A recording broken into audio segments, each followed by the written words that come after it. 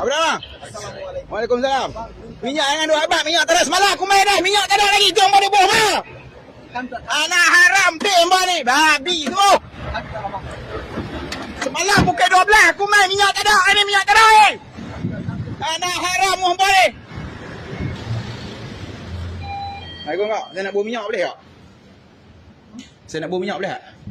Minyak apa? Minyak diesel. Diesel tak boleh. Kau siapa tak boleh? Tak sat lori merah ni isi boleh? Kami last ni.